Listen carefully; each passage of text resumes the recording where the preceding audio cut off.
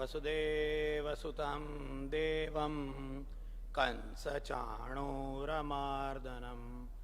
देवकी परमानन्दं कृष्णं वन्दे जगद्गुरुं गुरुब्रह्मा गुरुर्विष्णु गुरुदेवो महेश्वर गुरु साक्षात् परब्रह्म तस्मै श्री गुरुवे नमः. I welcome everyone in the temple, all the bhakta who are online as well as in the temple. Wishing you a happy morning time. This is a pravachan which we are doing of Shrimad Bhagavad Gita to understand and apply Shrimad Bhagavad Gita in our life, in everyday life. We all know and we also pray Shrimad Bhagavad Gita as a very holy book. We say that it is great, it is pious, it is told by God. But if we are asked how do you apply it in everyday life, it is challenging. Sometimes people think that it is obsolete. It was an explanation of a battlefield which was fought with bows and arrows, and today it is not applicable, so there is nothing in it. And another part is, unfortunately, we are not taught Sanskrit in our daily school curriculum, and that is why when we open it, we can't read that language. In true sense, we can't understand. And then people are translating it in different ways. But when we translate any language, it may be translated, but the crux of the meaning is lost. And that is another reason why people find it boring or not applicable in daily life. The purpose of this pravachan is, the whole program is Gita for me today and in future, is to understand Gita in the present day perspective and try to apply that in everyday life. Not blindfoldedly, but using the complete intellect and understanding the meaning of the sentences and the sloka explained in it. So that's the purpose. So we are going ahead further on the chapter 2, Sankhya Yoga. So chapter 1 was Arjun Vishad Yoga and chapter 2 is Sankhya Yoga. So we are going ahead with the Sankhya Yoga, and we were on the 38th sloka, 37th sloka last time. So just to recap, last time we saw what is Swarga. We understood the definition, or rather the meaning of Swarga, heaven. So, and we talked about various points like what is heaven, how a heaven is there, and what is explained in Gita as for the heaven. Is heaven is somewhere up in the sky, somewhere in the universe, and we are here on the earth. Is that heaven? And heaven means, we talked about 3 points which everybody expects in heaven. One is whatever I like, that I can do, my choice. So if my choice is, to eat some nice sweets over here, the definition of heaven in my mind will be there is lots of sweets in heaven and I can eat it. If there is an exercise person, he will say there is an excellent gym over there in the heaven. If there is a hunter, he will say there are plenty of animals over there so that I can hunt them. So what is in heaven? Everybody's perspective of heaven is whatever I like to do, but what you like to do is different. Each person has got a different perspective. Second characteristic of a heaven is abundance. Whatever I like to do is available in abundance. It is available unlimited, and it is available eternally, continuously, unceased. I will have it abundant, whatever I like, and unlimited time. There is no time. That is what the definition of heaven in everybody's mind. And then depending on whatever religion or the faith they follow, they say that, this is my heaven. So somebody in one religion, the definition of heaven is one way, in another religion, definition of heaven is other way. And so we talked about it in detail actually last time. If somebody has missed it, they can go on the Durga temple site on Facebook and they can listen to that one. And then the second one was the paap. What is a paap? And we talked about that also. Paap means what? Killing someone, beating someone, stealing from somebody, atrocities, injustice, inequality, is that pap? So we saw in the sloka itself when the God tells Arjun that if you are not going to fight, you are going to incur into a pap. So in other words, God is telling him to kill so many warriors. So killing so many warriors is a pap. All their kids will be orphaned, or all their wives will be widowed. And God is telling that you fight your war, otherwise you will inculcate the papa. So what does God mean by the pap? What is the definition of pap? And that is what we saw last time. What is a pap? The common people imagination of swarg and pap, and what is the true meaning and understanding of pap.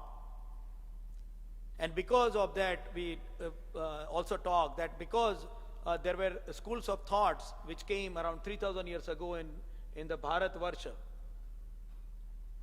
that beating someone, killing someone, blood, atrocities, all those things, wars, is a pap.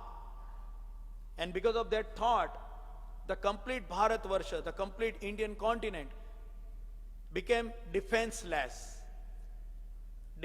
society. We became defenseless society because of an incorrect definition and understanding of papa. So somebody will ask, okay, so what is the importance of understanding pap for me? We have got an experience in history. When somebody understood an incorrect meaning of pap, the society became defenseless. Even 200 people coming with the sword on the horses can conquer 40,000 people because they are defenseless. Where? In the mind. Because they thought that fighting, defense, resistance is pap. That is what was given in their mind by the Buddhism and Jainism. And so we became a defenseless society. And we were ruled by invaders only because of one incorrect definition of pap. So when we understand that definition today, we will be able to not only apply it today for me, but also for the generations to come, and understand the concepts correctly and apply that in life and in society. That is why we have to understand this, and that was a discussion last time. So we will go, and we also talked about the words Uttishta and Krutanishchaya. We talked about that also. And the difference between a dream and Sankalpa. There is a very big guy, there was a very big guy in the history of North America. He told a sentence, I have a dream. You know the guy very well. Well, the Bharatiya Sanskriti doesn't say to dream, but to have a Sankalpa. There is a difference between dream and Sankalpa. And we thought about it and we talked about it last time. So let us go further now on 39th sloka, where God is further explaining Arjun when he is so much disappointed and he is so much sad, which he explained in the first chapter of Arjun Vishad Yoga. So let us go further. So I will chant the 39th sloka of second chapter of Shrimad Bhagavad Gita. Esha te bihita sankhye buddhir yoge tvima shrunu buddhaya yukto yaya partha karma bandha prahasyasi. Yes, very, very important. There is an extremely important word here, karma bandha. This word has, people have written books and books on this word, karma. Here we are talking about the karma bandha. The God has first used the word karma bandha in Gita over here, karma bandha. So, esha te bihita sankhye, esha hidardo, abhihita is explained. Esha te abhihita sankhye, as explained by the Sankhya Yoga, what I explained you, buddhir yoge tvima shrunu, buddhir yoga. By the yog means to join. We talked about the word last time also. Yog means, in a very simple word, simple meaning, yog means to join, to abide, to connect, to follow, to adhere. So many meanings. Together is yog. Yog includes intellect and actions together along with complete understanding. That is what is a yoga. So, Buddhi Yoga, with your intellect you connect with whatever is told by the Sankhya. Esha te bhita Sankhya, Buddhi Yoga tvima srunu. And we talked about it. Sra means the word, the technology of sound related to the hearing, that is Sra. Srunu, I am telling you, listen. Buddhaya yukto yaya partha. Buddhaya yukta. Yukta means united.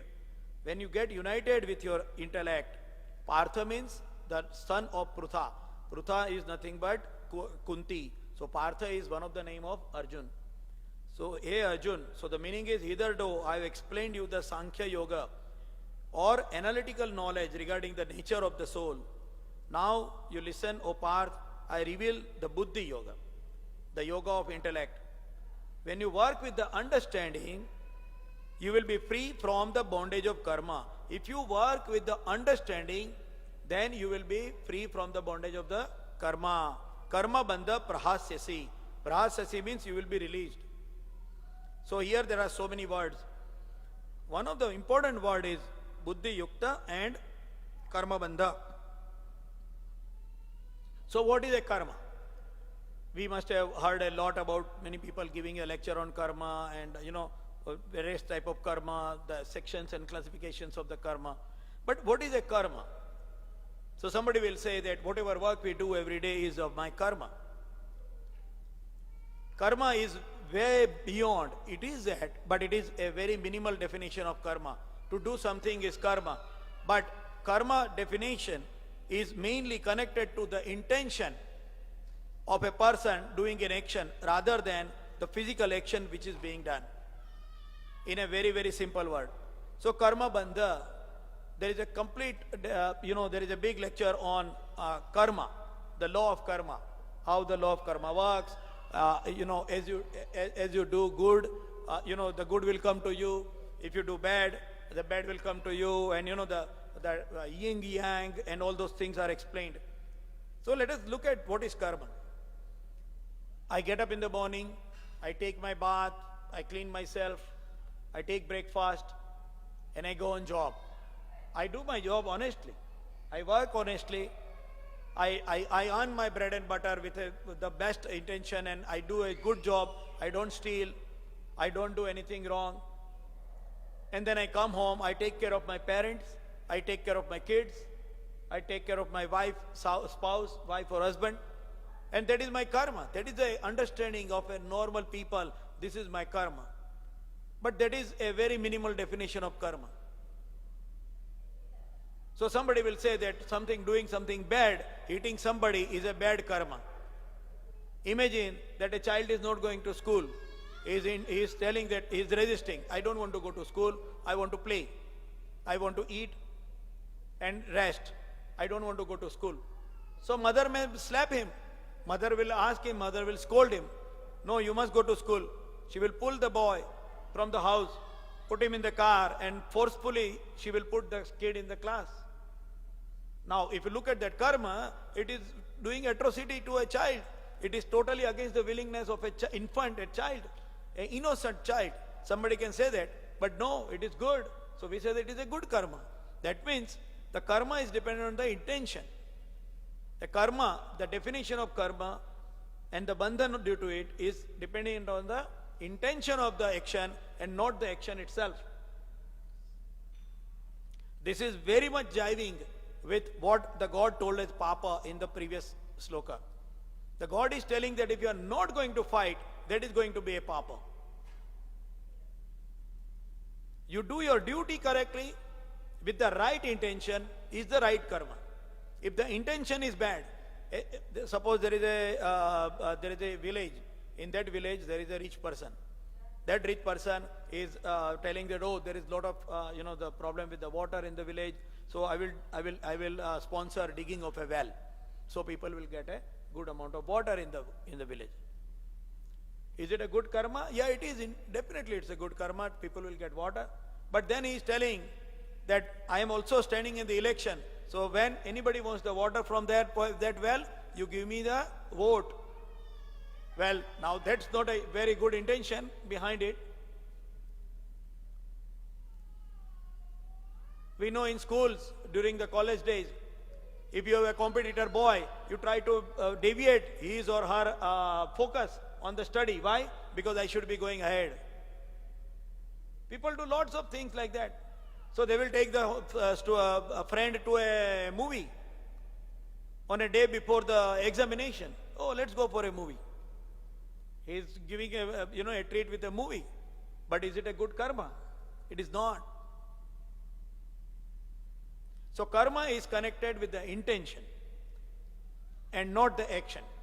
Action may look good or bad, but the intention is important, whether it is a good karma or a bad karma. That is number one.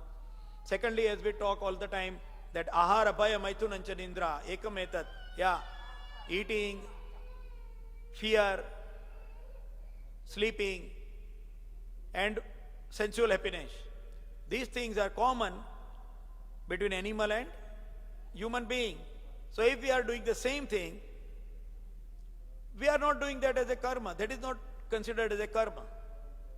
Because animals are not having the karma bandhan. Why they are not having karma bandhan?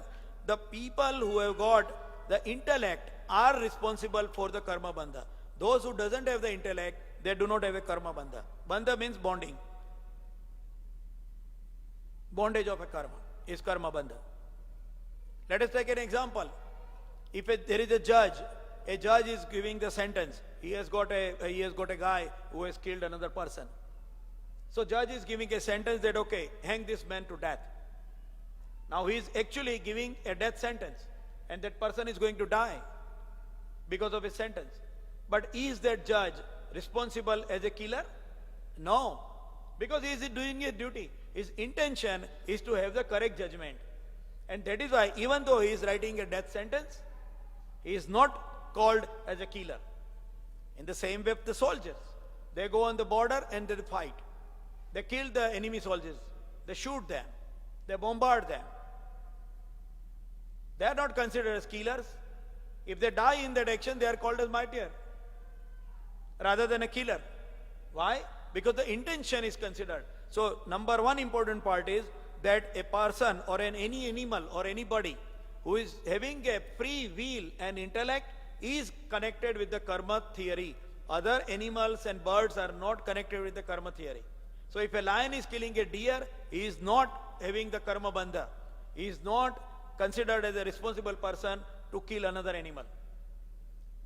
All the animals are not having the karma bandha because they do not have a free will. It is human who is having a free will, and that is why human is responsible as a karma. They are responsible for their karma, the intention behind the karma.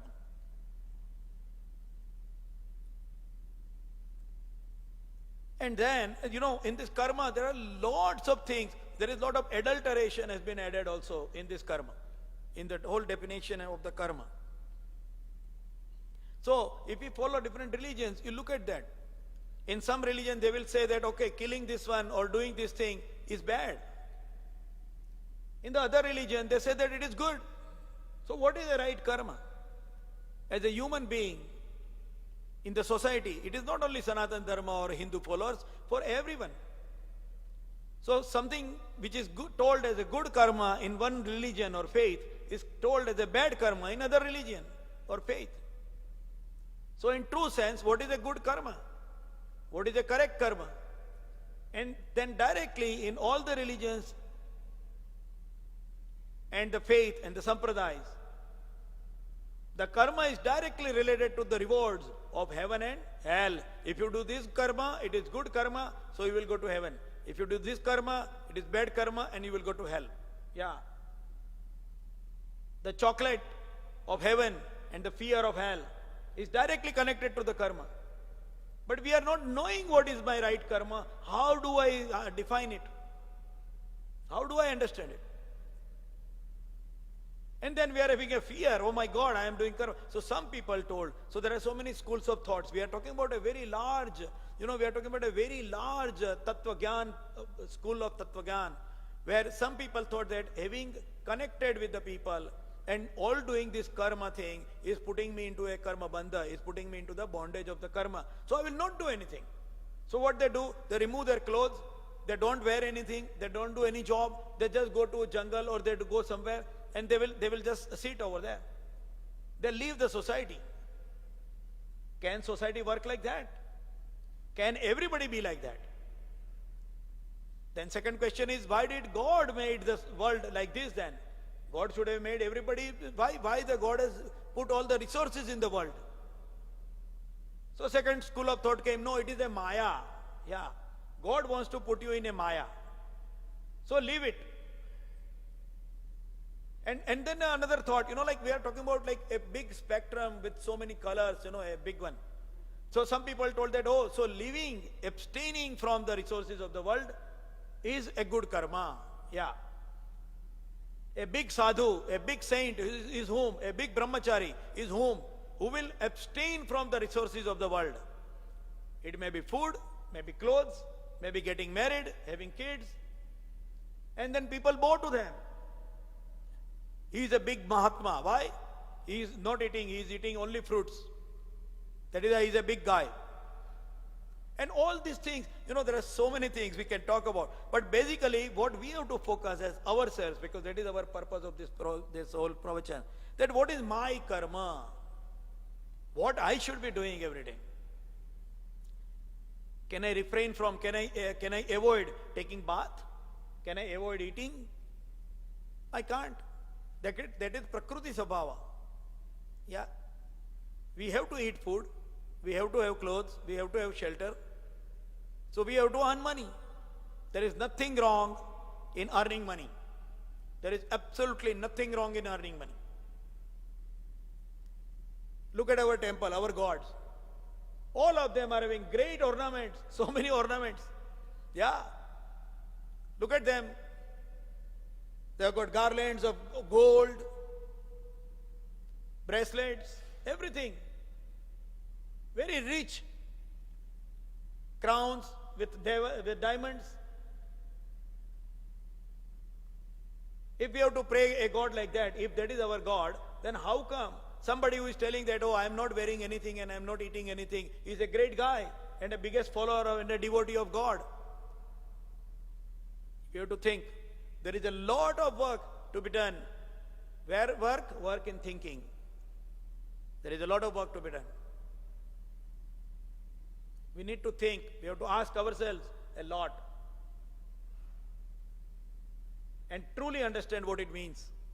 What it says over here. Karma bandha. Bondage. Bondage. So why it is a bondage? Then people will be scared of doing karma. If I do something and by mistake it is wrong, oh my God, I have to go to hell.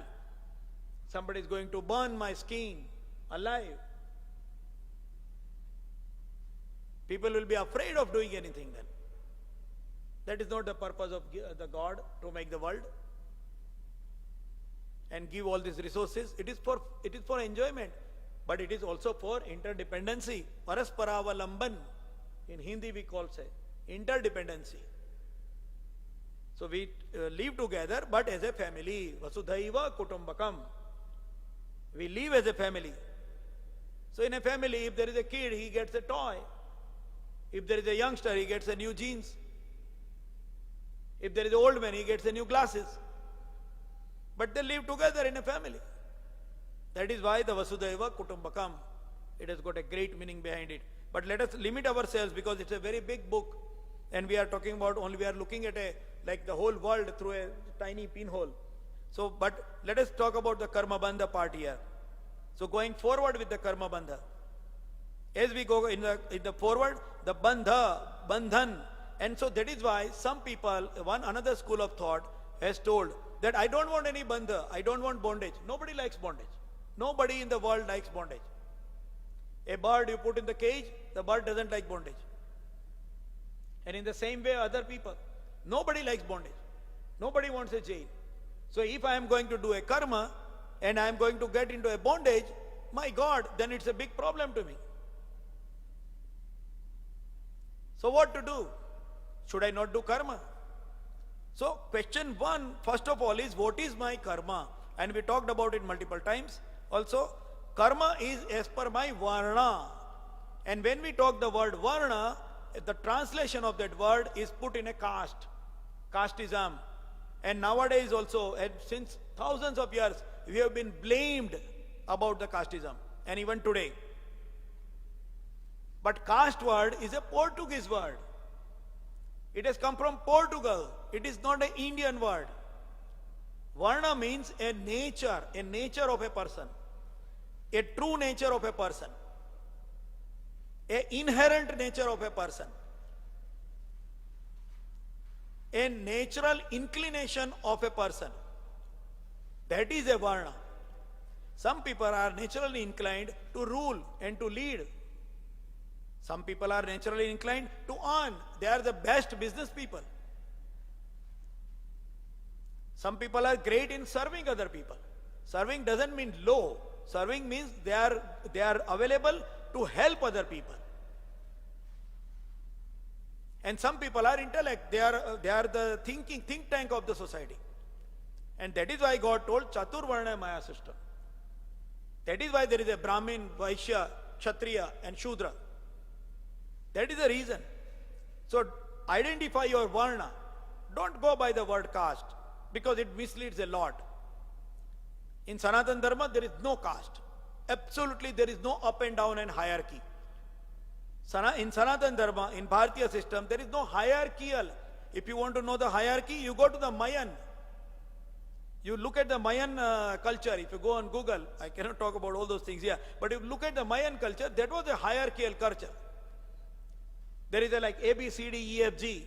If you die as a G, you will be reborn as a G. But if you do something, then you may be born as a F. That is a hierarchical society. And that is why it vanished. A hierarchical society cannot last longer. Indian or Bharatiya Sanskriti lasted for thousands of years. That itself is a proof that it is not a hierarchical society. Anyway, let us go further with the word Varna. So look at your Varna. What is my Varna? What is my best nature? Am I good as a businessman? Am I good as a think tank of the society? Am I good as a leader? And I like to protect the weaker section of the society. I like to see that there is a rule, there is a law and justice being maintained in the society. If I like that, I am Kshatriya. If I am a think tank, I am Brahmin. And then select your career as per your nature, as per your Varna. Imagine there is a boy who is very good in business. He knows exactly how to do the business, how to do the trading, how to make money. And we tell him that you go to military. He is not even used to holding a heavy weapon and shoot somebody. Will he be a good military guy? No. Because by nature he is not like that. So understand your Varna. That is the first word. When we talk about the career, there are so many career people around over here in Canada, of course, in every school. They have got a career guide. You go to him, oh, what career I should select? So they will have some kind of a question, answer and all that. And then they will say, okay, you go to this career.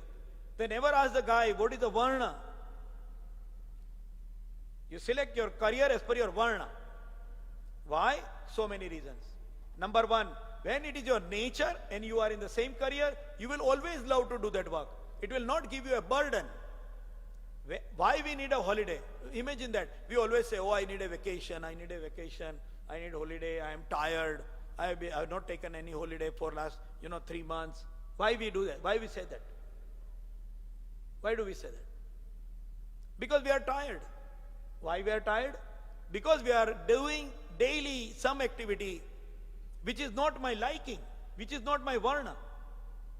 And that is why we are tired, and when we are tired, we need a vacation. The person who likes to do something, Tiger Woods, he likes to play the golf, and he is in a career of golf. Will he ever say that I am tired? He will never say that. Because I like to do that, and I am doing it. You never need a vacation if you are in a career which you like to do.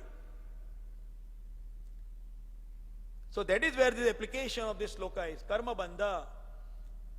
When you do a job, when you are in a career which is against your Varna, it is a bandhan. It is bondage. The one of the meaning here. So you feel that I am in a binding, and so nobody likes to be in binding, so they need vacation. They want to run away. Yeah, you ask somebody, oh, you earned a lot of money in your life, you earn a lot of things, you have got a great career, you've made a bungalow, you have got a house and all that. Maja nahi aata. I don't like it. Why? Because they are not in the career which they want. It is not their varna. So do your work, select your career as per your varna. Understand your varna first. What is my natural inclination? This is a message not only for students, because career can be changed even at the age of 60, 70 also. We know the history of KFC, Kentucky Fried Chicken. The guy liked to cook, but he never cooked. He was always running after earning money and all that. After the 70s, he started with cooking. Imagine that. Almost at the 70 plus something. I don't remember the exact age. After the age of 70, he made the first chicken with that dough batter and all. And he started the business. Because it was his varna. He started his career, real career, after the age of 70. So it is not only applicable to youngsters, it is applicable at every age. Whatever age we are, look at your varna and start working towards that. That will give you the maximum happiness. And you will never feel the bondage of it. That is the meaning here. So karma bandha, there are so many meaning of the bandha. But karma bandha prahasyasi.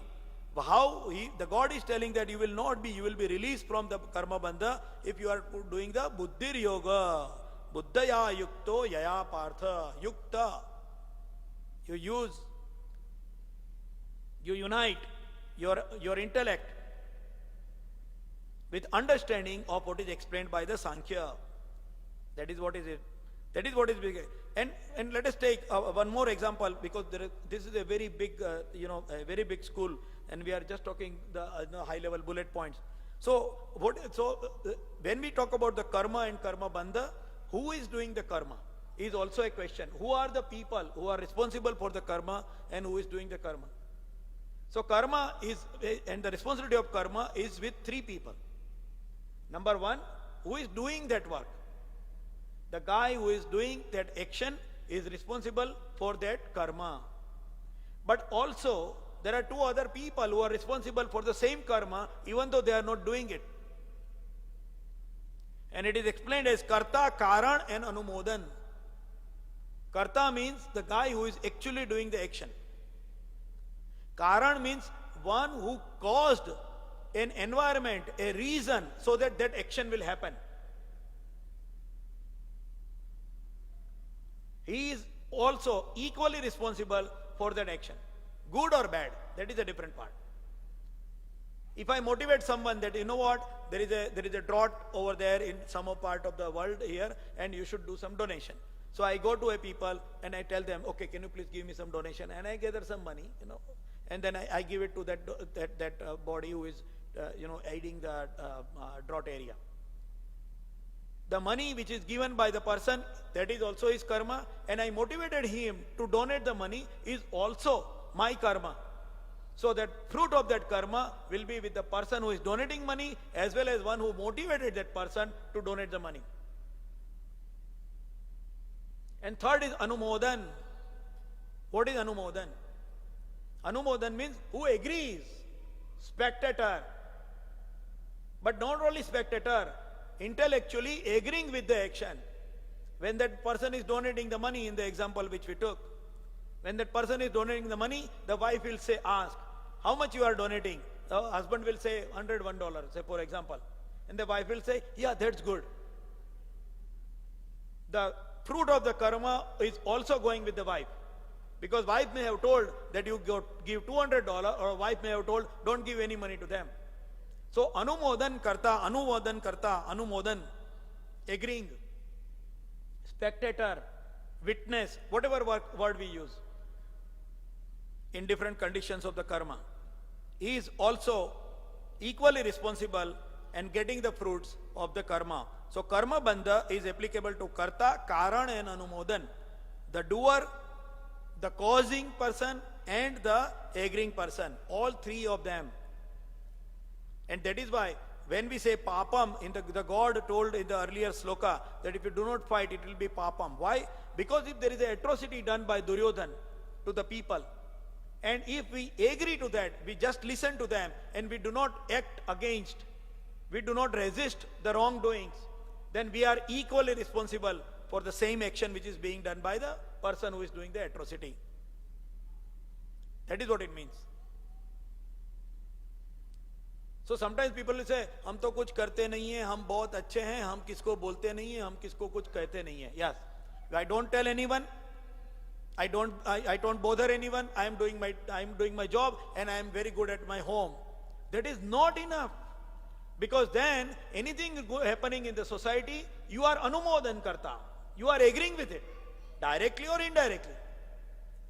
So whatever wrong happens in the society, you are equally responsible if you do not resist it as a good citizen or as a good person, for that matter, whatever is the action happening. If you are walking on the road, somebody is needing a help, there is an old lady who wants to cross the road, you look at it and you just walk around or walk away. Even though you will say that, okay, I am good, but because you didn't help that, you are responsible for that bad wrongdoing. So Anumodan is equally responsible. Any karma will have three sides, and all three are getting 33.33%. Karan, the one who is causing that thing to happen. One who is watching it and agreeing or even aloof for that action. And the third person is the person who is actually doing the action itself. Karta, Karan. So karma is connected that way. So that is another classification. There are so many classifications for the karma. This is one of the classification. Karta, Karan and Anumodan Karta. And then bonding. Why it is bonding? We talked about it, that if I don't do the karma as per my varna, it will be bonding. But otherwise also it is bonding. Because we are having one, now this is more of a Tattvagnan side.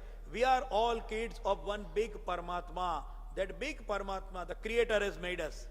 And we are the children of it. It is our responsibility as a child to see that my brothers and sisters, which include animals, nature, water, resources, they are all happy.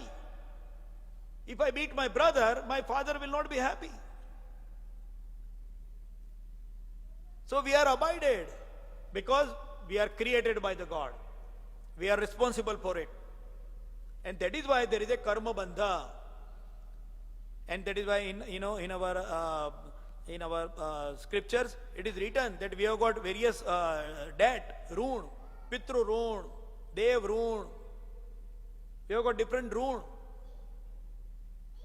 That is also coming to that. Some people say that, oh, a guy who is a brahmachari, who is not getting married, is a great guy. There is a story for it. There was a big sage who decided that I want to work for the society. Good at heart. He told that I want to work for the society and I will not get married because of that. Because marrying will get a wife and kids, and then you have to earn money to support them, and then I will be busy there. So I don't want to get married. He decided, I don't want to get married. And he was doing great work. Not that he was just sitting. Then what happened? One day he was walking and he saw that there was a big well. There was a well, and above the well there was a branch. There was a tree next to the well, and there was a branch coming over the well. And on the tree there were some people hang upside down with their knees on the branch like this.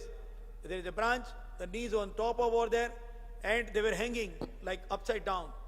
So he was worried to see that, my God, they will fall in the well. And then he found that there was a mouse who was biting the branch, which was already becoming very dry and old. And the mouse is biting the branch. Eventually the branch will break and the people will fall in the well. He saw this. He was worried. What happened? Who are this guy? Why they are not coming out of this branch? So he asked them, who are you? How can I help you? So those people told, we are your ancestors. Yeah, we are your father and forefather and grandfathers and all that. We are your ancestors. Oh, you are my ancestors? He was shocked. Then why are you hanging like this? He's telling, because you are not getting married. This branch is nothing but ancestry. Our cool. Not C-O-O-L, cool. Cool. Dynasty, ancestry. And this mouse is nothing but the time. Once he becomes old, he cannot produce any babies. So it's a time based. And this mouse is eating the branch. If we do not get any next generation, our ancestry, our dynasty will die, will break. But there is no one to explain that you should get married. He says, oh my God, I am your kid and I will get married. So that is called as a Pitru Run. So there is a bondage when we are born. We are born with some bondage, and then again another bondage. We are little baby. Somebody has taken care of us. Somebody has raised us, made us capable to earn and live happily in the society. That is also a rune. So there are so many rune. So any karma, we say that okay, I will not do any karma, so I don't have any bandha. Still we have the bandha. That is another school. You know, there are so many schools over here. So this is another one. Even though I don't do any karma, because I am born and I am grown, I already have the karma bandha. I am already in debt. I am already having a debt on my head because I am born. If my forefathers would not have got married and they would not have produced my father, my grandfather produced my father, and my father is got now me. So I am having a debt, otherwise I would not have existed. So there is a rune that is called as a Pitru Run. That is why when we do the Shraddha, when the Panditji is doing any puja, use your intellect. Puja is great, but try to understand what Panditji is doing. Panditji will be also very happy to explain you. At least there is someone who is trying to understand.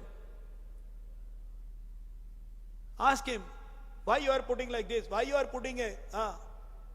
When we are doing the Shiva, when we do the puja, Shiva puja, Rudri, Lagu Rudri or the full, then we put like this, and you must have seen on the top, the Panditji or Maharaj will pour the water and you say, Tarpayami, Tarpayami, Tarpayami, Tarpayami. I am doing Tarpanam, Tarpan.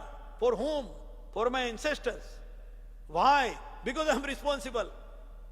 Tarpayami. How the ancestors will be Tarpan? How the Tarpan will happen to them? They have already died, they are gone. How the Tarpan? I will follow your values. I will follow your teachings. I will follow the path which you liked me to do. That is what is Tarpayami. So just not merely putting the water over as Tarpayami, Tarpayami. It is a commitment. As here in some people, another religion, on the blood of my forefathers, on the blood of my ancestors, I hereby commit. That is the word in Sanskrit means Tarpayami. So ask Panditji when they are doing this, ask them whenever they are doing, look at it. Put your buddhi, buddhi yoga tvima shrunu. That is what God is telling. So all these things, you put your intellect and use your intellect to do this, what is explained by Eshate Bhita Sankhye. That is the sloka meaning. Eshate Bhita Sankhye buddhi yoga tvima shrunu. You hear how the buddhi, buddhaya yukto yaya partha karma bandha prahasyasi. When you do with your intellect will give you the right answer and you will do the right thing, and that is why you will not incur into the karma bandha. That is what it is. But we have to understand what is a karma, what is a karma bandha, what is a karma, what is right karma, wrong karma, what is my karma, how can I do my karma correctly, why should I do that karma, which are the debt on my head, so that I can do those karmas, so that I can follow that one. All these things are coming into one big, title, which is karma. And we will have a karma yoga. The whole yoga on karma is explained in the further chapters, so we will attend this again. But it's very extremely important, karma bandha word. So I will go to the next sloka here, 48th sloka. Neha bhikramana shosti pratyavayo na vidyate swalpamapyasya dharmasya trayate mahato bhayat. This sloka I like very much. Of course, I like every sloka, by the way. But this sloka I remember more because there is an extremely important word. You know what? Maybe you can print it somewhere and stick it somewhere at a place which you can see every day. And that word is Pratyavayo na vidyate. Neha abhikramana shosti pratyavayo na vidyate. Abhikramana, efforts. Abhikrama means efforts. Working with this state of consciousness. Which consciousness? Buddhi Yoga Yukta, Buddha Yukta. Working with this state of consciousness, there is no loss or adverse result. Pratyavayo na vidyate. Pratyavaya means there is no adverse. God is telling here that there is no adverse. And we will all totally disagree with this sentence, isn't it? Because we every day find there is an adverse. Today I came out, it was cold weather, so I have to wear a jacket. Oh, today it was very hot, so I have to wear this. Every day, I tried to tell somebody something and he is not doing it. We always find adversity. There is never a comfortable time. There is always a discomfortable time. Some people meet with accident, unfortunate. I lost my hand. And we say that, there is nothing adverse. There is nothing bad. How that is happening? Not possible. But God is telling here, Pratyavayona vidyate. There is no adverse. There is no bad. There is nothing bad happening to me. Or nothing bad ever happens. What is that? Why God is telling Pratyavayona vidyate? But remember, it is after a sentence which is Neha bhi kramana shosti. Na iha. Na means not. Iha means this. Abhikrama means effort. When we do any action or any karma with the Buddhi Yukta, then there is no loss. That is the meaning. So when we do any action with the Buddhi, with the intellect, then there is no loss. Otherwise there is a loss. That is what God says. So this has got so many meanings. One very common meaning is when we use our intellect, we take right decisions, we do a proper decision, then the results are good. So there is no adverse action coming. That is one very simple way of understanding. But it has got a more meaning behind it. Swalpamapyasya dharmasya. Little, swalpa, swa alpa, your own little effort saves one from a greater danger. Trayate mahato bhayat. Even a smallest use of your own effort to put your buddhi into your actions will result into avoidance of great dangers as well as pratyavay, as well as no adverse situations. That is what it means. Okay, but what it means to me today? That is a question, right? In Gita, we always ask this question. When we are studying, we ask, okay, but what is there for me?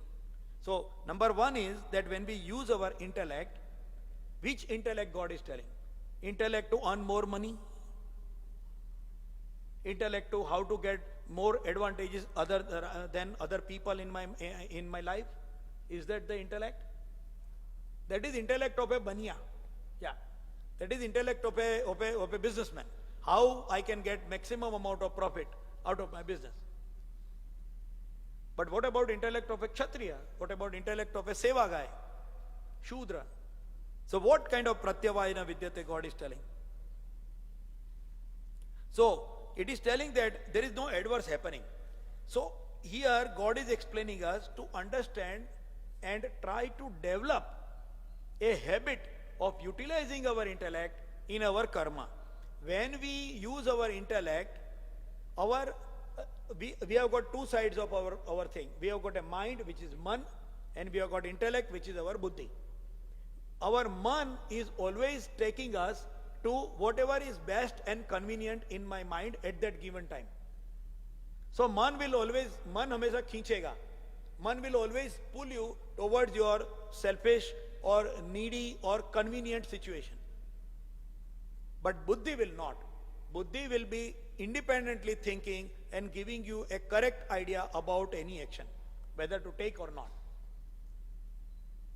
When somebody is trying to use the buddhi, the individual's thinking and the individual's way of greediness or selfishness will not be part of the decision for the karma. And that is why the karma will be more neutral when we do the karma with our buddhi. when we do the karma with our buddhi, we are not selfish or we are not greedy, but we are thinking logically. When we think that way, then what happens? We are not even having the karma bandha, and the results which come to us, we do not have it as a adverse. Why? Because we have evaluated it with our intellect. That is why there is no pratyavay. When we work with our intellect, there is no pratyavay. When we work with our mind, there is a pratyavay. Because mind has got a choice of liking and disliking. Buddhi, the intellect, does not have a choice. The choice is done by man, what we call as a man, the mind.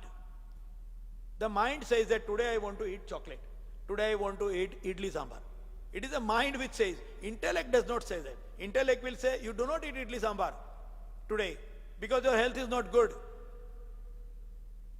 Intellect will always tell you what is right at that moment, if it is trained properly.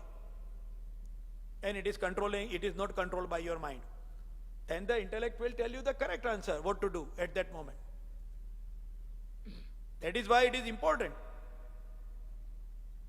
Now, an adverse effect. Let us take an example of adversity. I will give my father example itself. My father at the age of 86, he became blind. Almost blind. He couldn't see. He can just see some light like that, but he couldn't see anything. And I was thinking, oh my God, this is very adverse thing. He is 86. He is very intellectual person. He reads a lot, and now he can't read anything. He can't meet anyone. He can't travel around. He can't see anything. Is it not adversity? It is, isn't it? It is adverse condition. What happened? One day we went out somewhere and we had the thief who came to our home. This is true thing, I am telling you. It happened in 2014. A thief came to our house. Now my father knew that we are going to come after 2-3 hours, and all this noise he can hear clearly that there are steps coming in the... So he thought that why these people have come within 15-20 minutes. He has got some judgment of the time. So he shouted, who is there? Who is there? The thief saw it. Now thief immediately understood that he is a blind person. He is an old blind person. He is just shouting from the bed. He can't even stand up. He can stand up, but he can't rush because he is blind, basically. So what he did, he closed the door of the bedroom where he was sitting. And then he stole whatever he wanted to steal, and he went off. When I came home, I saw, oh my God, somebody has stolen your belongings. Then I thought, had my father capable to see, what would have happened? He would have seen the thief. And thief must have, bashed him, beaten him, because now you are seeing me. My father would have resisted him. How a thief can come in the house? And my father at the age of 86 would have got beating. Maybe he would have died. He would have just pushed him, bang his head on the wall, and he would have got at least, very heavy damage, injury. But because he was blind, he was saved. Losing belongings of some worth thousands is nothing compared to the health of my father. So because he was a blind guy, he survived. Had he been a person who can see the thing, he would not have survived on that day. So there is always something good in it. We sometimes see that, oh, why something bad has happened? Why God has done bad thing to me? It is having a good reason behind it. That is why God is telling Pratyavayona Vidyate. There are many meanings of this. One is that there is always, God is preparing us for the future time. And that is why He is putting us in a situation. And because of that situation which He is putting us, that is why there is no Pratyavay. It is a training. If somebody wants to develop a muscle, he wants to become a gym guy. He wants to develop the muscles. So he is going to gym and he is doing exercise. He is sweating and he is having lots of breathing and all that thing, right? He is sweating. So somebody will say, oh my God, he is having so much adverse condition. His breathing is going heavy, he is sweating, his muscles are aching. This is Pratyavay. Is it? It is not. Why? Because you want to develop as a fighter. So having that breathing or the sweating and aching muscles and body pain and all that, At that moment, if you look at it as a sectional part, it looks like Pratyavay.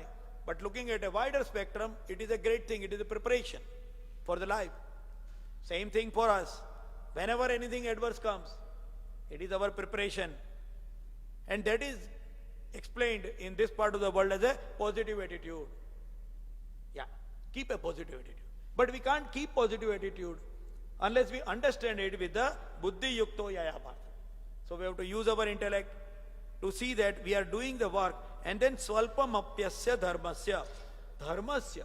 Whatever is your work as per the Varna, that is your Dharma. We talked about the Dharma also before, and we will keep on talking about it as it goes further also. But basically, what it means is that if you do your activities as per your Varna, that is your Dharma, because that is why Kshatriya Dharma, and that is why Arjun's Dharma is to fight, and he has to go into the war, and that is why if he doesn't do it, it is a Papa, and if he does it, it is a Dharma. That is why God has explained it in the previous slokas. And so, even if you are doing a slight test of that Dharma work, Swalpam Apyasya, or your own Dharma, Trayate Mahato Bhayat. If you do that, the majority of problems will be resolved. And even if there are some adverse things which you see, it will be considered as a Pratyavayona Vidyate. There is no Pratyavay. There is another story. There was a king, Akbar Birbal story. So when there was a birthday party of the king, so this guy Birbal, he comes with a ring. That ring has got writing on it. Ye din bhi jayenge. This day will also go. That is engraved on the ring. And he gave that ring to the king. Take it. This is a gift for me on the birthday. Now, is it a blessing or it's a curse? On the birthday, it is a curse. Today you are having this fun day and you are having all this great, kingdom and all. And ye din bhi jayenge. This day will go. You are giving a curse actually to the king on a birthday as a gift. That doesn't seem good. These all happy days will go. That is what you are telling him. It's not good. But somehow the king was wearing it. And then, the story goes, whatever way you want to take the story as. So the bad days come in the life. And the king is so disappointed and he is thinking that, I want to die, I want to suicide. I want to end my life.